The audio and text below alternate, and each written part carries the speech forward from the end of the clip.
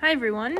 Today we're going to go through section 6.2. We're going to skip 6.1a, or excuse me, 6.1b and get back to that next class. So for today we're going to do 6.2, which 6.2 has to deal with law of cosines this time. So yesterday was law of sines. Today will be law of cosines. So I'm going to refer to the formula sheet or the golden ticket. On the second page, we did section 5A last class, and today we are going to do section 5B, law of cosines. All right, same idea. All lowercase letters refer to the side lengths, while the uppercase letter is going to refer to the angle. So, same idea, law of cosines can be used when you are given specific parts of a triangle. Again, not a right triangle. We have different right triangles go with SOHCAHTOA. Anything other than a right triangle would be law of sines or law of cosines, depending on what is given. All right, so yesterday we were given a matching set. So we either had side length B as well as angle B, so we could use law of sines.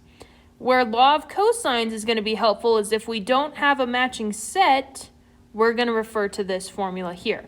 And that formula says a squared equals b squared plus c squared minus 2 times b times c times cosine of a. So there's a lot of stuff happening in there, but what I want you to focus on is the letter you are finding, or the single letter that it's equal to, is also going to match with the angle. So little things that kind of match up here to think of. All right, so if the A's are taken care of, then you should see a B twice on one side and a C twice on one side.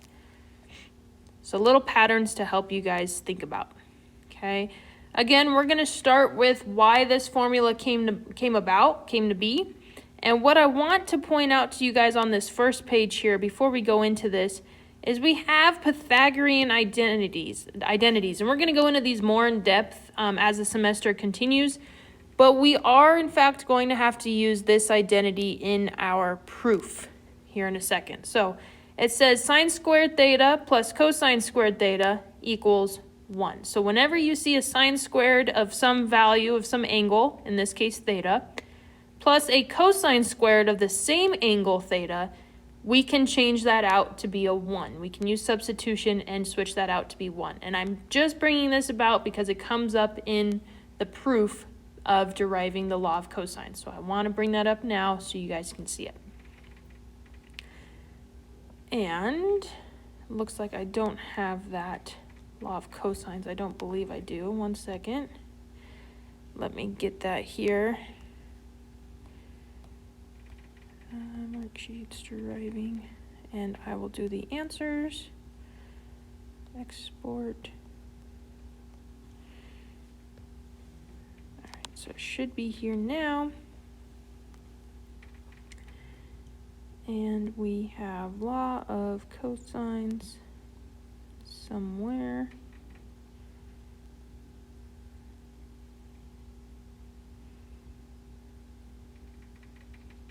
There it is. All right.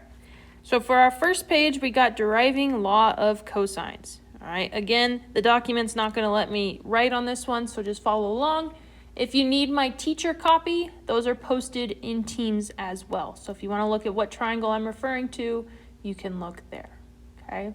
So we're going to start off with the same steps. So start with triangle ABC, so the bigger triangle, which is not a right triangle, and it has an altitude, a height, that's been drawn with the vertex of B. So that height is labeled by lowercase h and so forth. So we go in and it says express sine of angle C. Sine again being opposite over hypotenuse. So our opposite sine, again, you're looking at angle C. Your opposite is going to be side H divided by our hypotenuse, which is side A. Then it asks us to solve for h, so we're going to cross multiply, and we're going to put that a over with my sine of angle C. Moving down to the second portion, it says cosine of C, angle C. Again, cosine is adjacent over hypotenuse, but in this case, our adjacent side will not be side B. It's actually going to be side R. Again, if we're doing SOHCAHTOA, we need to be referencing a right triangle. So I'm referencing that bigger right triangle on the right-hand side there. So I want to choose R as my adjacent side, divided by my hypotenuse, which again is A. Asks me to solve for R, so again, I'm going to move that A over with my cosine, and I get a cosine of C. Step 2 asks us to represent AD, so the side length from A to D, in terms of B and R. All right, so again, if we were to just take sides AD, we're going to take the bigger portion, which was B, the lowercase b, and we're going to subtract the smaller portion, which is R, which will indeed give me the length AD. So B minus R should be the answer there. Then it's going to ask us to state the Pythagorean theorem as it applies to triangle ADB. So that smaller right triangle on the left-hand side. Okay, so our side length, that AD side length we just named as B minus R, so we're going to square that. And then we can add the other side length, which is H squared. And of course, that needs to equal the hypotenuse, which here is C squared. So I said it in a little bit different of an order than what's shown on the screen, but it's the same procedure. So they said C squared, which is the hypotenuse, equals one side length, which they said H squared, plus the other side length, which is technically A to D, but we renamed A to D as B minus R. So that's where the B minus R came from, which is also squared. All right. Step 4, substitute the values of H and R from step 1 into the Pythagorean theorem. So everything you just replaced in step 1 is going to swap in step 4. So every H you see, you're going to swap it out with A sine C. And every R that you see, you will swap out with a cosine C. Remember, you are still squaring those in parentheses. Step 5, remove the parentheses from step 4. Okay, that does not mean just get rid of the parentheses. It means you need to double distribute or FOIL, excuse me. All right. That being said, you will get A squared sine squared C plus A squared cosine squared C. And there's a reason why those sine squared C and cosine squared C's are together. I will show you what that means. Sorry guys, I actually skipped a step. Back to step 5. Okay, remove the parentheses from step 4, so make sure you are double distributing. Getting those values, you should get A squared sine squared C plus B squared minus 2AB cosine C plus A squared cosine squared C. Okay, now remembering back to that formula sheet that I pointed out that we need one of those identities. Look at the two terms that say A squared sine squared C and the end term that says A squared cosine squared C. The fact that those both have an A squared on them tells me that I can then factor an A squared out and put the sine squared C and cosine squared C together. That is step 6. That is what they did in step 6. And the reason they put those together is because that is our Pythagorean identity, which states sine squared theta plus cosine squared theta equals 1. The only difference from that identity to this problem is that your theta is representing C in this case, but they still represent the same angle, so we are allowed to use that identity.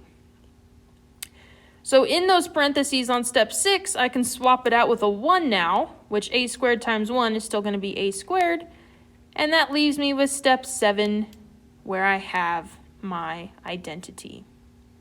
All right. Now the identity on your formula sheet changes a little bit in regard to this one here. I will show you all 3 versions here in a second. You can swap them out depending on what information you have. All right. So again, I have a little bit more work on my teacher notes if you want to look at those. to kind of follow along. Otherwise, feel free to ask me questions if you have them. So we're going to hop into 6.2 now, which is indeed the law of cosines. Okay, I mentioned this already. Law of sines was helpful when we were given a matching set. And in fact, you'll notice that law of sines is much easier, in my opinion at least, in regard to law of cosines. So whenever you get a matching set, just revert back to law of sines. It's much easier. It's just 100 times better than dealing with law of cosines over and over again. Okay. So the reasons why we would like law of cosines is because it has, what am I trying to say? It has SAS. It has a side, an angle, and a side. Or you were only given 3 sides. So no angles at all, which means you would have no matching set. So you would have to revert to law of cosines. All right. Again, these are the 3 versions of law of cosines. You guys only have one version on your formula sheet.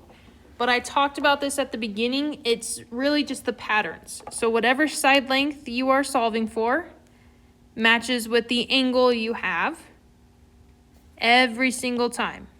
B with B, C with C. Whatever angle or side length you're not using is going to get placed in this section and this section.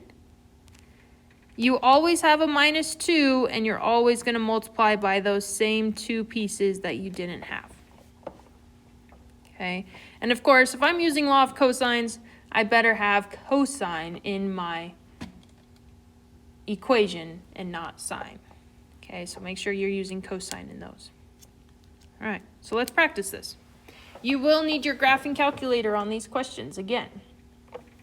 So, on this question, I'm given A is 60 degrees, side length B is 20, and side length C is 30. So I'm going to build my triangle,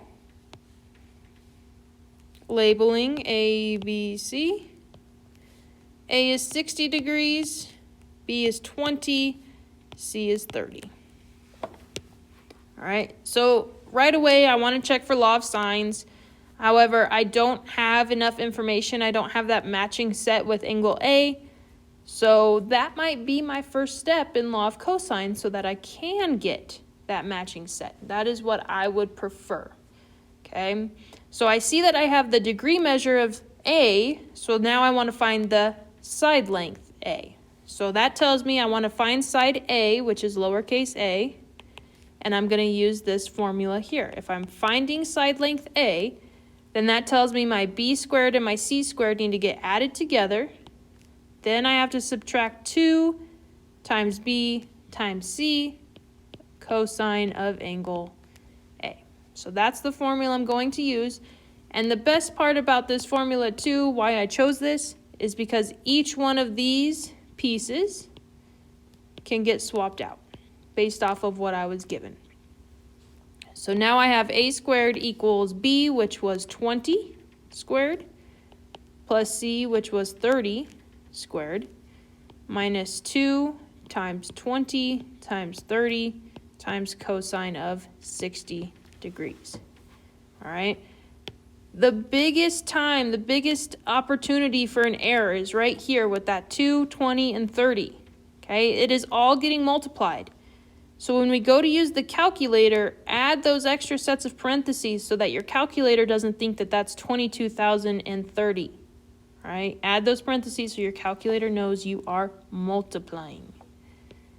All right, you can do this by hand in little chunks if you would like, or you can go straight to the calculator. If you go to the calculator, make sure you are in degrees because you are typing in a degree measure. All right. I like to solve this by hand just because, I don't know, I guess I could use a calculator. So if I did a calculator,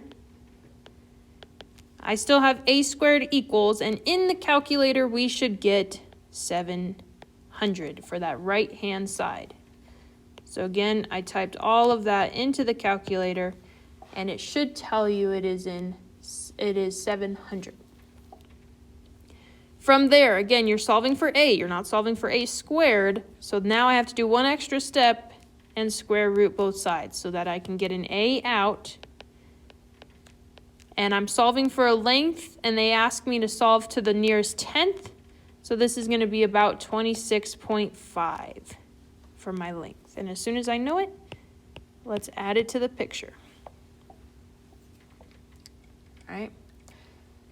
You could do the same exact functions to solve for B or angle C. All right. So you could still do law of cosines.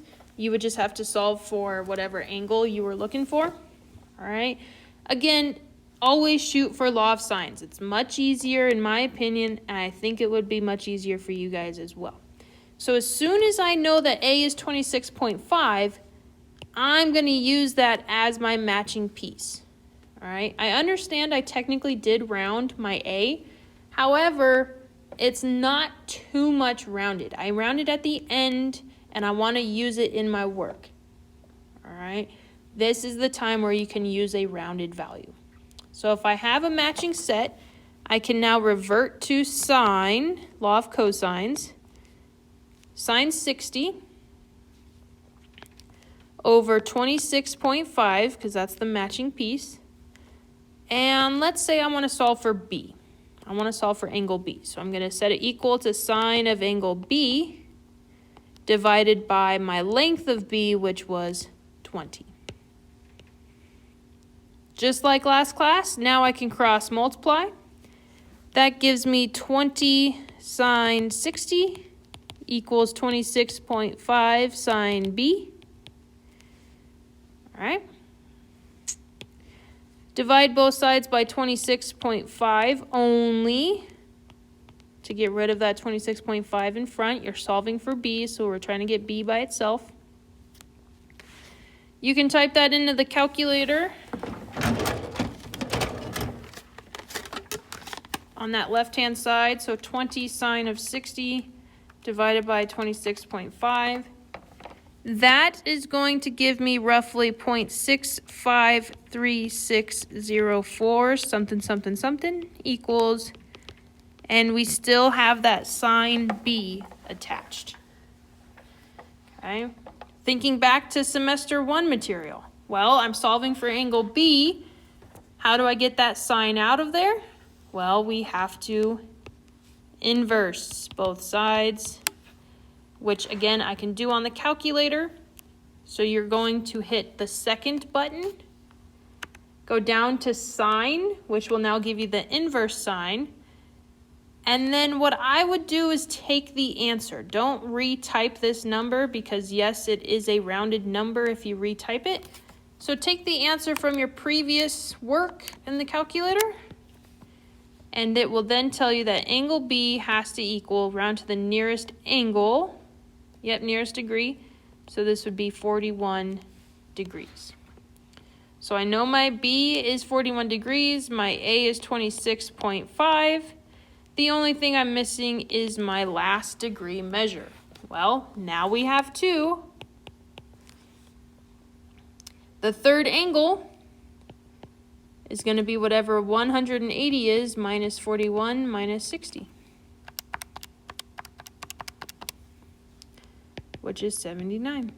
And there you have it. If you used law of cosines for all of these and you didn't use law of sines, that is fine. Just make sure your answers match up at the end. And if not, you can always come and ask in the questions. Okay, so this we had to use law of sines. Whereas this here was law of cosines. Okay, so typically in law of cosines, you do eventually want to do law of sines. That's kind of a good rule to keep in mind. All right. Now the last question, again, is another area question. Oh, sorry, I gave you guys another question, sorry. Here we go. This time I give you 3 letters, A, B, and C. and I ask you to solve, or excuse me, I give you a hint that you need to solve for the angle opposite the longest side. So if you ever have three lengths that are given to you, we can't use law of sines because there's no matching set. So we have to do law of cosines, but there's a rule to law of cosines that we need to use the longest side first. All right, so taking a look at those three lengths, if I were to draw my triangle, I got a small triangle this time, I suppose. I got A, B, C. A is 6, B is 9, C is 4. So I look for my longest side. Well, the longest side is B, which is 9. Therefore, the formula that I need to choose this time is B squared equals A squared plus C squared minus 2AC cosine of angle B. So they want you to solve for the angle that has the longest side. All right, and again, once we have that, we can do law of sines. Fill in what we know. This time I know a length. I know this lowercase b value, so I'm going to fill that in. It's 9 squared. A turns into 6 squared. C turns into 4 squared. Again, remember those parentheses so you don't confuse the calculator.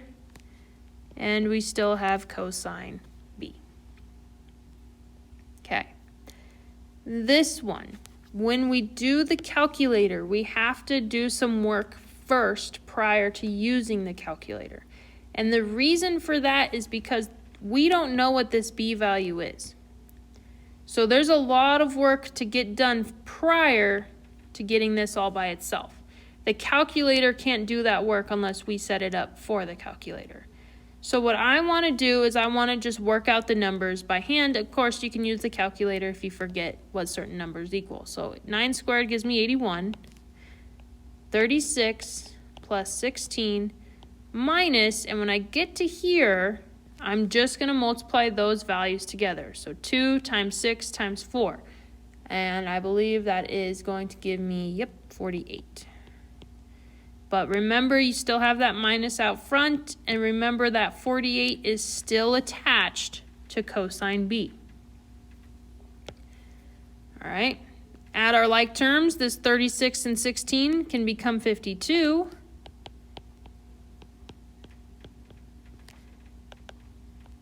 All right, and just as a reminder, you cannot combine these two terms because the 48 is not a single term. It still has cosine b with it. So they are not like terms. You cannot combine those two.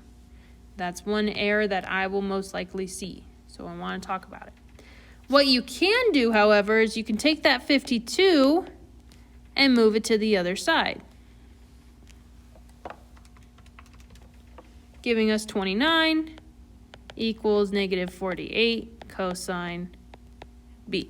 All you are doing is setting this up so that your calculator can give you that angle at the end.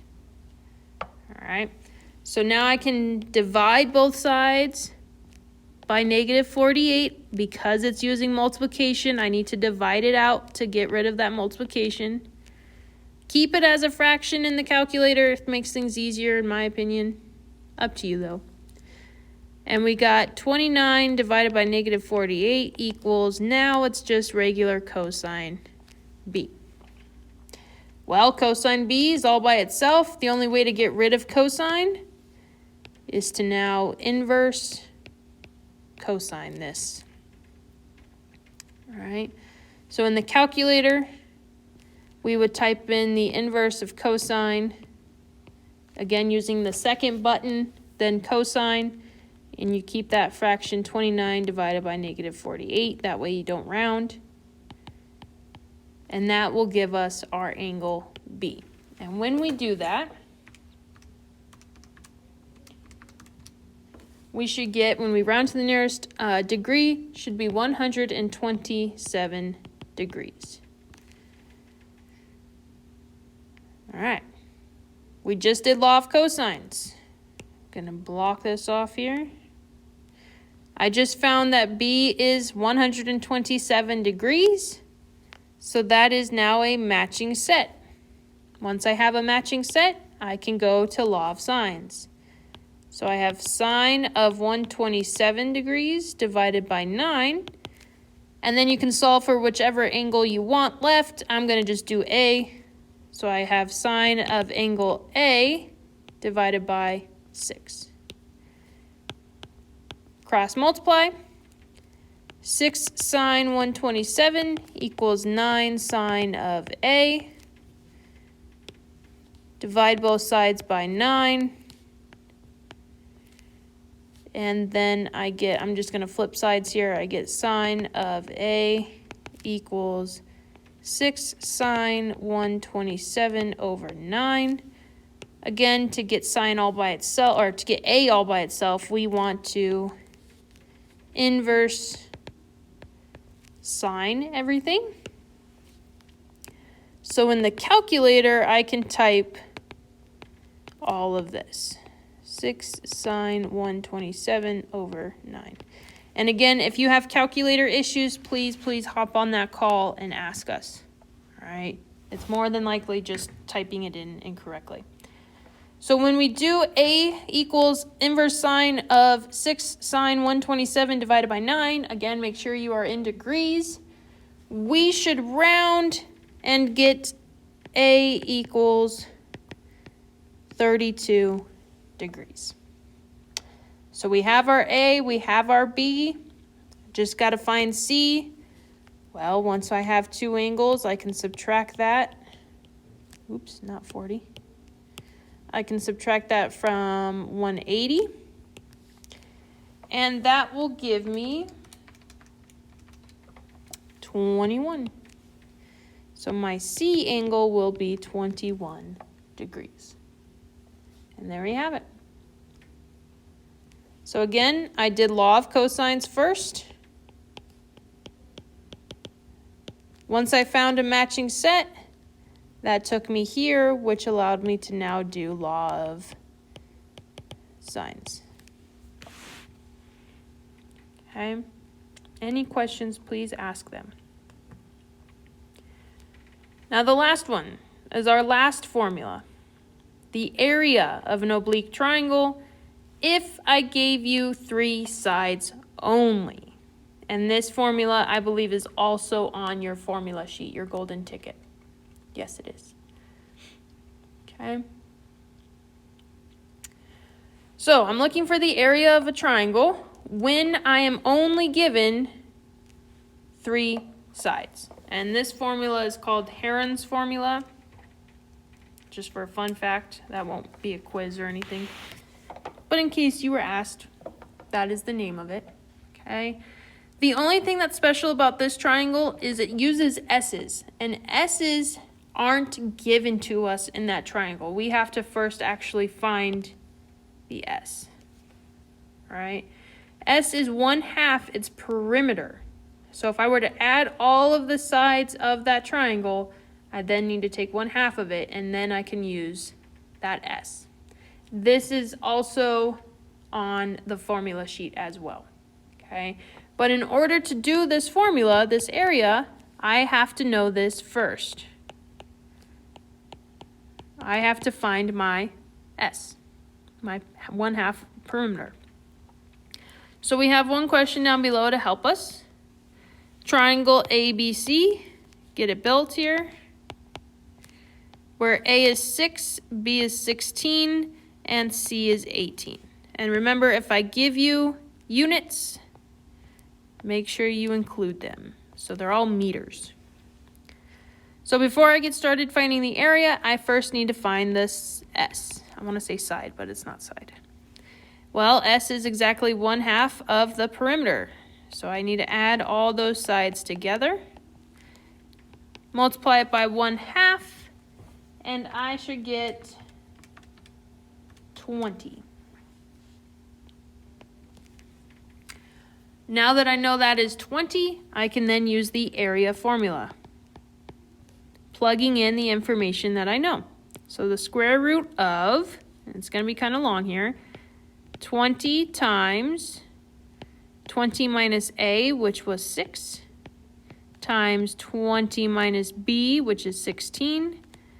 And I can't quite fit it all, 20 minus c, which was 18. You can do that in the calculator if you would like. However, I do want to do this one by hand just to make it cleaner for me to type in the calculator. So 20 still multiplied by 14 times 4 times 2.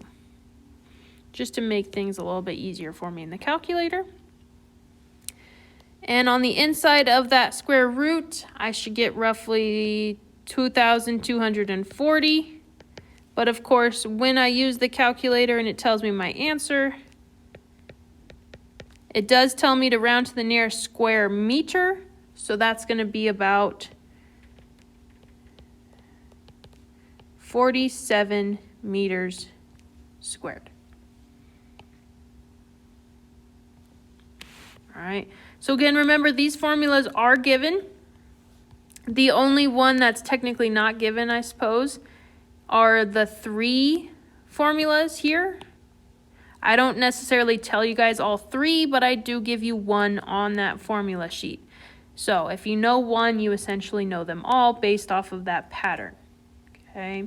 If you want to write all 3 of them on your formula sheet, that is fine. However, when it comes to test day and final day, you will only be allowed the formula sheet I provide you. So that one will not have all 3. So you're welcome to put it on your own, but when it comes to test day or the day you take your final, you will need to do that. You will have that section blank besides the one I gave you originally. So keep that in mind. All right. Go ahead and get started on your homework. Again, if you have questions, hop on that Teams call and